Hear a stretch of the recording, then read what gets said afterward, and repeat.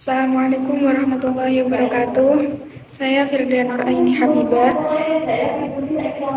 DIM 22102037 dari kelas IATB semester 1 akan menjelaskan tentang resumen studi Al-Quran, mulai dari definisi Al-Quran hingga munasabah Al-Quran. Yang pertama, definisi Al-Quran. Al-Quran yaitu lafaz yang berbahasa Arab yang diturunkan kepada Nabi Muhammad SAW untuk difahami isinya dan selalu diingat, yang disampaikan secara mutawatir, yang ditulis dalam mushaf. Kemudian makna hadis qudsi ialah sesuatu yang dikabarkan Allah Subhanahu wa Ta'ala kepada nabinya dengan melalui ilham ataupun impian, yang kemudian Nabi menyampaikan ilham atau impian tersebut dengan ungkapan kata beliau sendiri. Salah satu perbedaan Al-Quran dengan hadis qudsi yaitu lafaz Al-Quran dari Allah, sedangkan hadis qudsi makna dari Allah tetapi lafaznya dari Nabi Muhammad. Kemudian pewahyuan Al-Quran. Al-Quran turun berdasarkan kondisi sosial pada masa itu sehingga lebih kondisional. Dan ketika Nabi menjelaskannya kepada masyarakat lebih mudah memahaminya. Dengan begitu, Rasulullah bisa lebih menguatkan dan meneguhkan hatinya ketika menyampaikan wahyu dibawa kepada umat.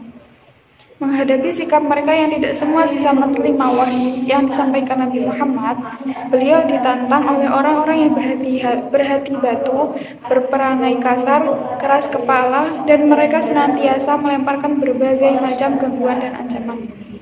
Wahyu turun kepada Rasulullah dari waktu ke waktu dan bertahap, sehingga Rasulullah dapat meneguhkan hatinya atas dasar kebenaran dan memperkuat kemauannya untuk tetap melangkahkan kaki di jalan dakwah. Demikianlah hikmah yang terkandung dalam kisah pewahyuan Al-Quran, bahwasanya turunnya Al-Quran secara bertahap juga agar bisa menjawab tantangan yang senantiasa dimunculkan oleh kaum kafir Quraisy. Kemudian pembukuan Al-Quran. Al-Quran merupakan kitab suci bagi umat Islam yang diturunkan kepada Nabi Muhammad melalui malaikat Jibril yang dijadikan sebagai pedoman hidup bagi seluruh umat manusia. Pembukuan yang dilakukan dimulai sejak zaman sahabat Nabi Muhammad SAW yang menjadi Khulafaur Rasyidin, yakni Abu Bakar dan Utsman bin Affan. Perbedaan pembukuan pada masa Abu Bakar As-Siddiq dan Utsman bin Affan diantaranya, yang pertama, pada masa Abu Bakar As-Siddiq, faktor pendorong pembukaan Al-Quran terjadi karena kekhawatiran akan hilangnya Al-Quran yang disebabkan oleh banyaknya penghafal Al-Quran yang meninggal saat peperangan. Sedangkan pada masa Utsman bin Affan, faktor pendorong pembukaan Al-Quran terjadi karena ada banyaknya perbedaan cara membaca Al-Quran. Pembukaan Al-Quran pada masa Abu Bakar As-Siddiq dilakukan dengan cara mengumpulkan catatan-catatan Al-Quran yang terpisah-pisah pada kulit binatang, pelepah kurma, dan tulang belulang. Bisa kita katakan bahwa hal ini sebagai pembukaan Al-Quran. Sedangkan pada masa Utsman bin Affan menyatukan satu cara baca atau qiraat dari 7 cara baca yang ada yang bisa kita sebut pembakuan Al-Quran. Kemudian i'jaz Al-Quran. Secara bahasa, i'jaz bermakna meringkas. Kata mukjizat berasal dari bahasa Arab a'jaza yang berarti melemahkan atau menjadikan tidak mampu. Pelakunya atau yang melemahkan disebut mukjiz. Dan apabila kemampuannya melemahkan pihak lain amat menonjol sehingga dapat membungkam lawan, ia dinamai mukjizat. Fungsi Al-Quran diantaranya sebagai syifa atau obat, hudan atau petunjuk, dan juga sebagai rahmat. Bukti kemukjizatan Al-Quran diantaranya dalam segi bahasa dan redaksinya, segi isyarat ilmiah, segi sejarah, dan pemberitaan yang gaib. Kemudian asbabun nuzul. Asbabun nuzul adalah sesuatu yang melatar belakangi turunnya sesuatu atau beberapa ayat yang mengungkapkan suatu permasalahan dan menerangkan hukum saat terjadinya suatu peristiwa. Sebab-sebab turunnya suatu ayat itu ada kalanya berbentuk peristiwa dan ada kalanya juga berbentuk pertanyaan. Asbabun nuzul sifatnya situasional, yakni situasi yang ada kalanya didahului pertanyaan yang diajukan oleh sahabat kepada Nabi SAW untuk mengetahui hukum syara atau sesuatu yang berkaitan dengan agama, Ada kalanya juga situasi yang berupa gambaran peristiwa yang terkandung dalam ayat itu sendiri.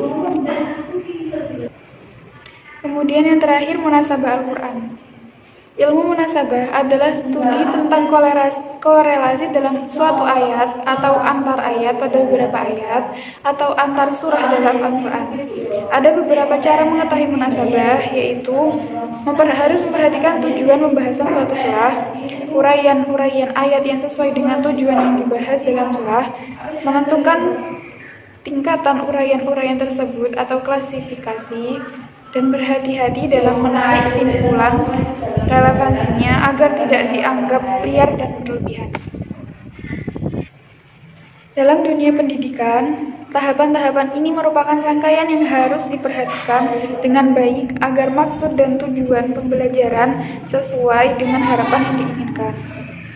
Macam-macam munasabah dalam Al-Quran yaitu munasabah antar surat dengan surat sebelumnya, kemudian munasabah antar nama surat dan tujuan turunnya, kemudian munasabah antar bagian suatu ayat, kemudian munasabah antar ayat yang letaknya berdampingan, dan munasabah antar suatu kelompok ayat dengan kelompok ayat di sampingnya, kemudian munasabah antar fasilah atau pemisah dan isi ayat, munasabah antar awal surah dengan akhir surah yang sama. Yang terakhir, munasabah antar penutup suatu surat dengan awal surat berikutnya.